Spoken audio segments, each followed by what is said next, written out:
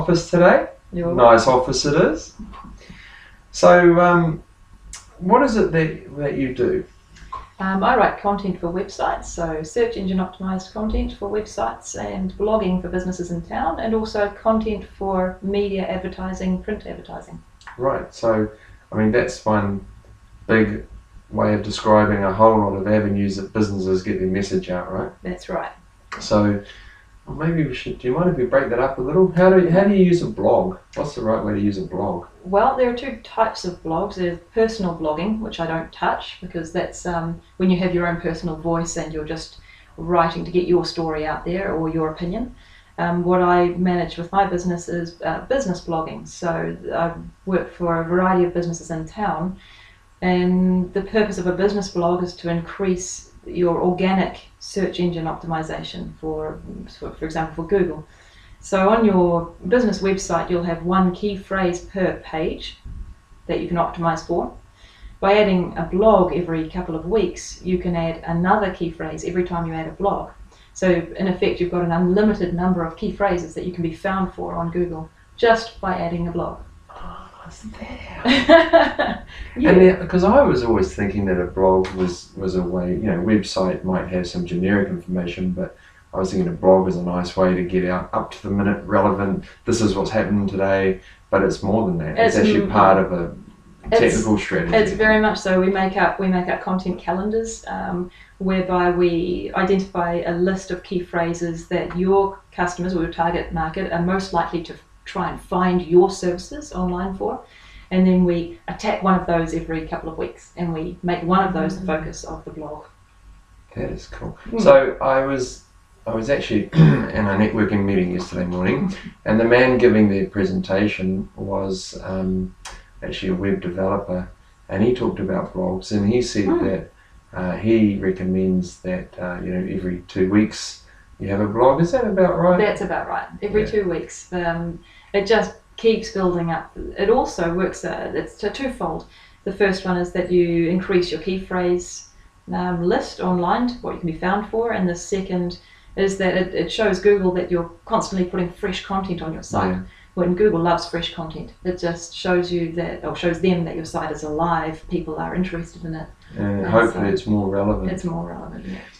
So the other thing that this gentleman said was that a lot of people are searching for longer and longer phrases because they want more chance of exactly what they're looking for to come up. That's right. Is that true? That's true. People are getting more specific with what they're looking for. They don't type in red cars anymore. They'll type in red Subarus in Whangarei. They'll type in exactly what they're looking for because they trust. I do that. Yeah, well, they trust Google. They trust Google. Yeah. And that's what the whole path of intent is. In fact, I write myself notes every now and again when something catches my attention.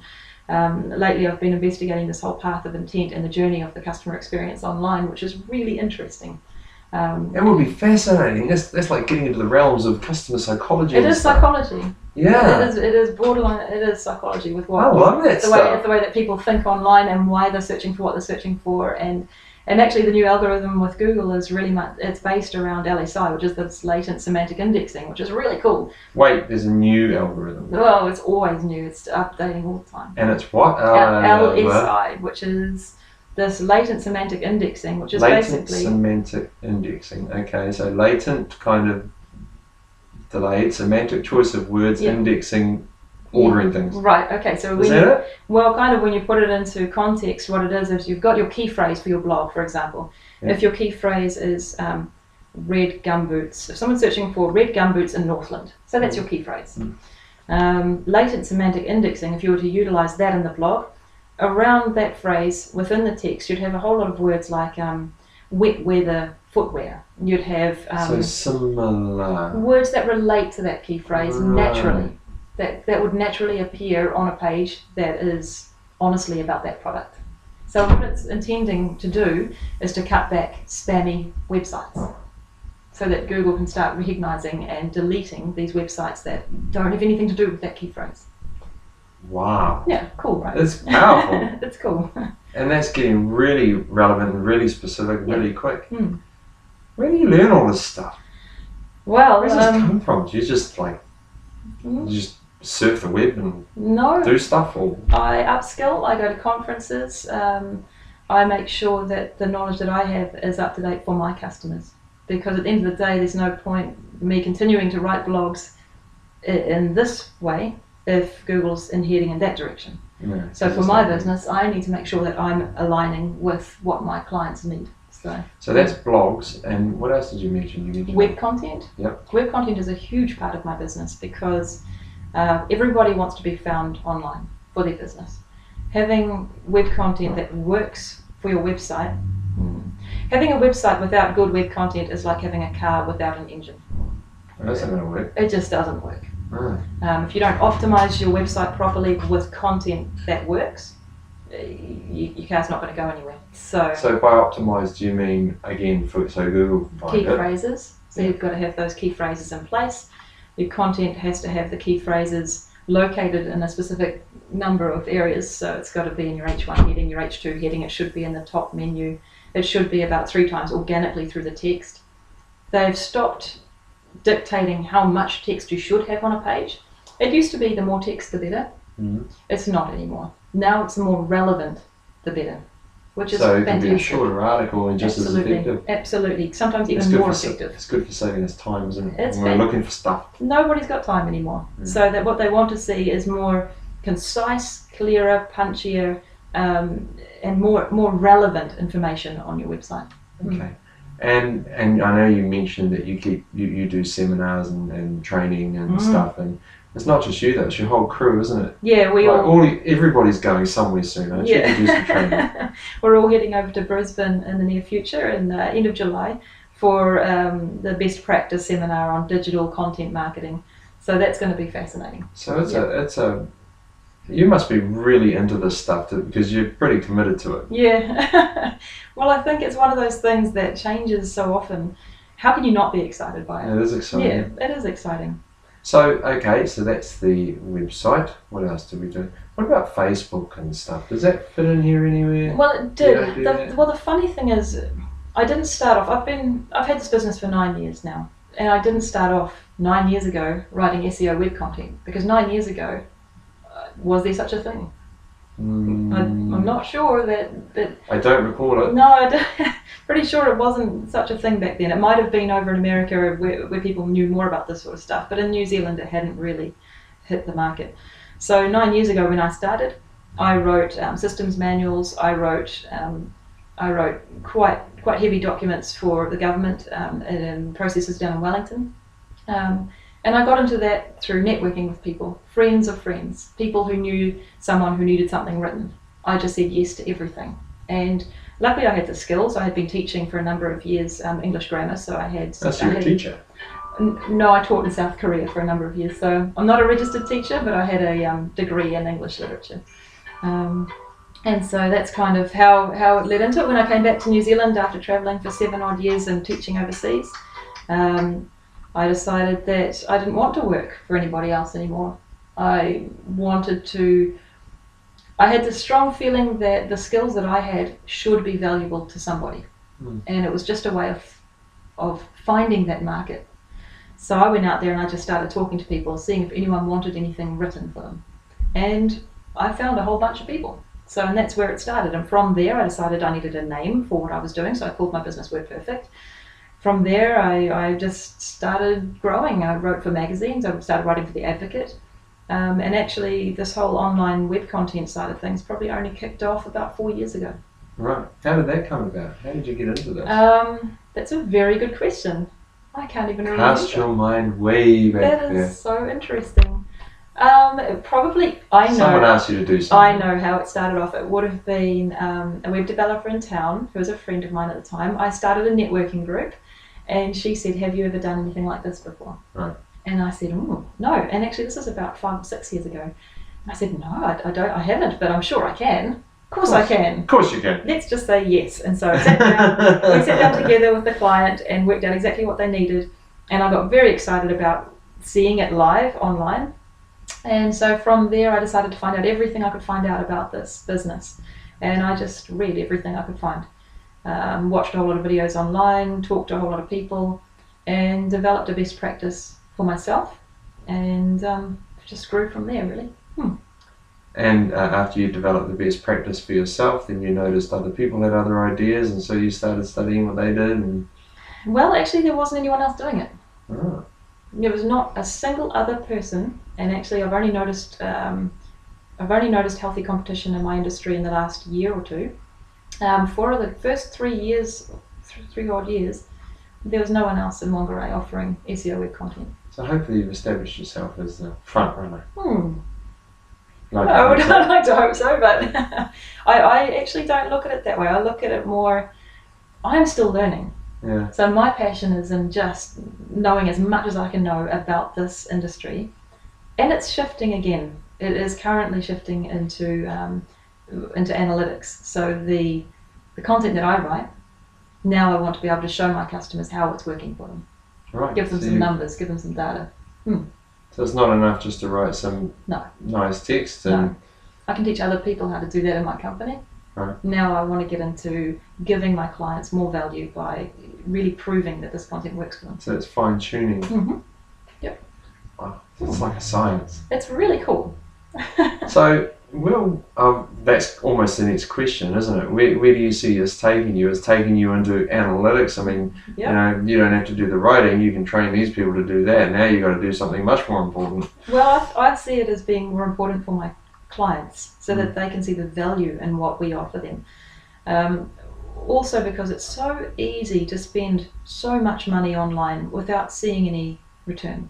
Do people do that? They do that. Oh my God, they do that.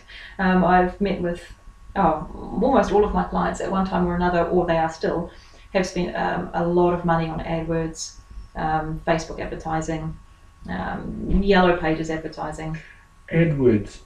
That's Google AdWords. Google AdWords, yeah. Is there a time where that is a good idea? Absolutely. There is? Oh yes, it's hugely powerful. Because they always want you to buy their promotional campaigns, but the thing is, where does it fit? You have to know what you're doing, and there are companies in town whose the whole business, their company, revolves around AdWords. They know how to market your business online effectively. If you go into Google AdWords and you try and set up your own ad campaign, chances are that you'll be missing your target market. Not because you're unintelligent, but because there are tricks to it. There are real tricks to it.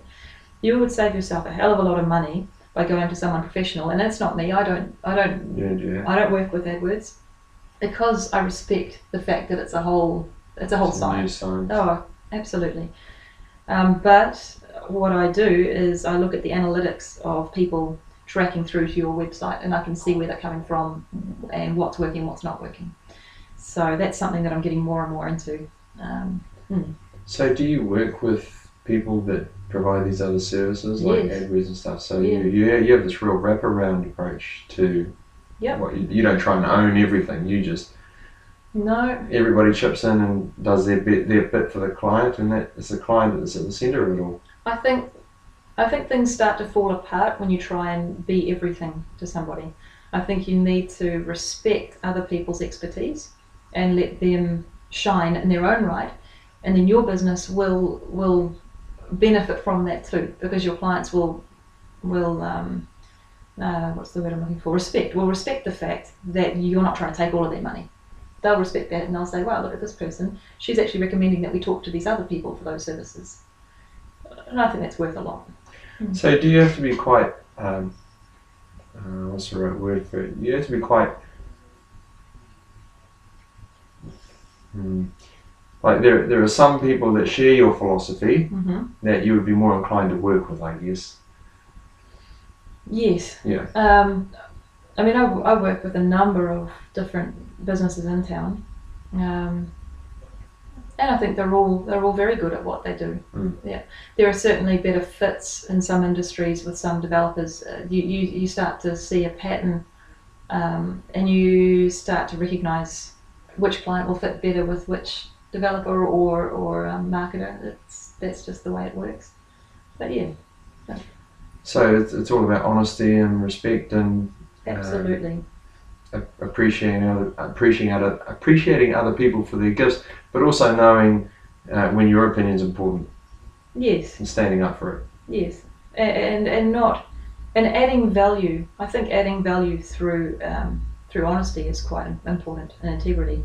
Not just saying, of course we can do that for you. If it's not going to add any value to their business, it's telling them that. Saying, yes, you could spend a hell of a lot of money with me doing that, but it's actually not going to help you.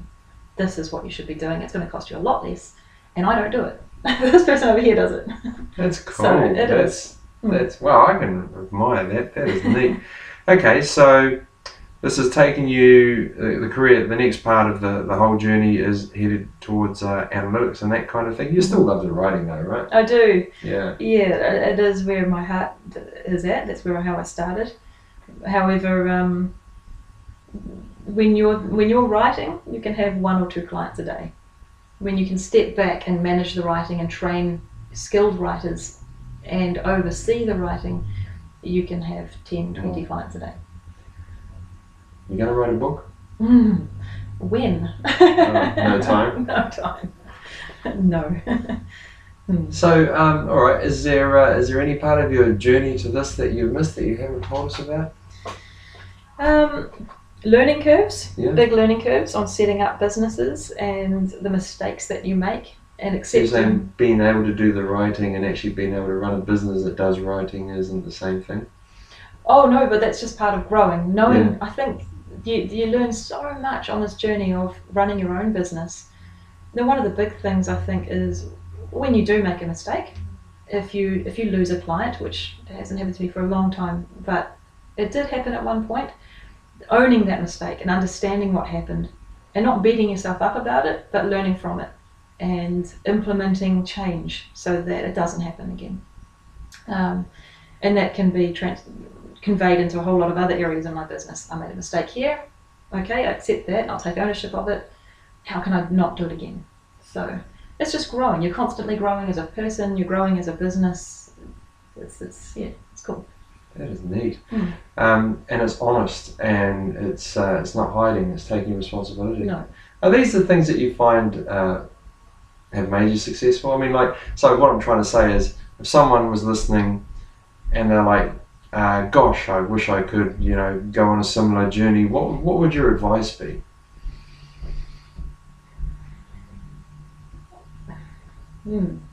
My advice to them would be to network. The first thing I would say to them is network. Go to some networking meetings. If you have a concept for a business, go to some networking meetings. It doesn't cost you anything, or if it does, it's really minimal. Not much. And you can see what sort of interest they're doing. Right. Then you can just start talking to people. Say, hey, do you know of anyone who might be interested in this? Or is this something that could work? You'd be amazed at the support that's out there. And advice. Take as much advice as you can get. Just soak it up. So you're a member of a networking group? Yes, I am. Yeah. Yep. And I have always been. Right from the beginning. And it has been invaluable, not only for the actual work that's come out of it, but also just that support and advice and feedback that you get. Because it's lonely in business sometimes, eh? Can be, yeah. I've only recently started taking on team members. I worked by myself for a number of years, but what you find with networking is that you all of a sudden have a team of other business owners that you can socialise with and chat to and moan to at 11 o'clock at night when you're still working. Oh, really? Yeah, well, yeah. You're working at 11 o'clock at night sometimes? The hard truths of trying to make a business work at this point, I think, and I know there are business advisors out there who will say you're doing it wrong if you're still working at 11 o'clock at night, or you're doing it wrong if you're still working on the weekend. The way I look at it is, I work late some nights because I have to finish at 2 o'clock most days, so I can still have my family life. That's a choice that I've made. If I could have a 9 to 5 job, then I could probably fit everything in easily.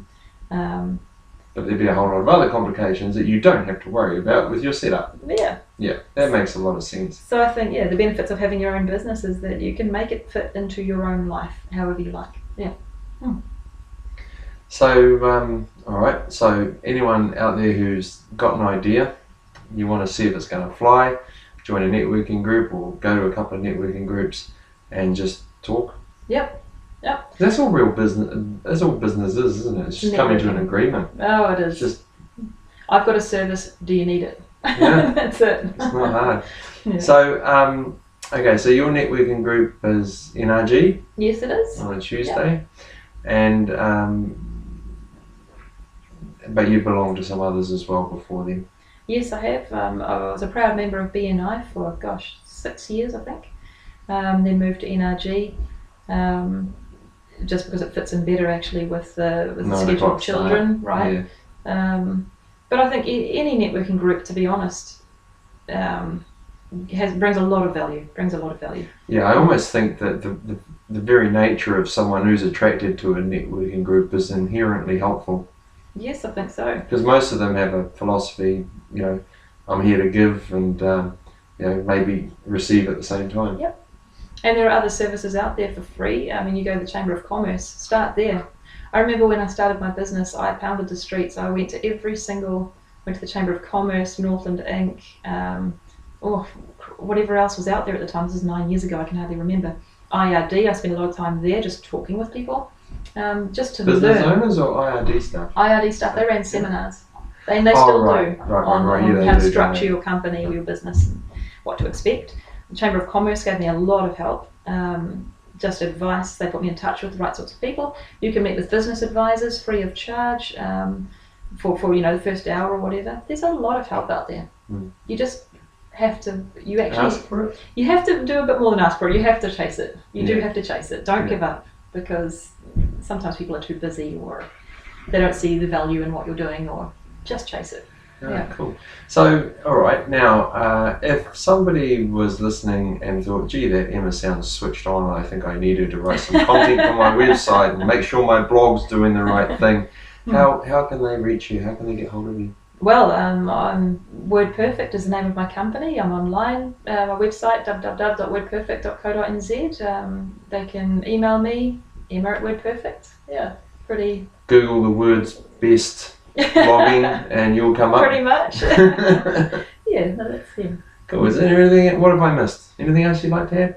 No, I just think that you have to believe in yourself, and if you think that you've got a skill that people, or you've got a product for that matter, that people will be interested in, then just get out there and ask. There's nothing to lose by doing it. That's for sure. Anyone out there with dreams of being self-employed, listen to Emma. That's awesome. Nice advice. Oh, nice. Thank you for your time. Thank you. Nice spending a bit of Friday afternoon with you. Yeah, lovely.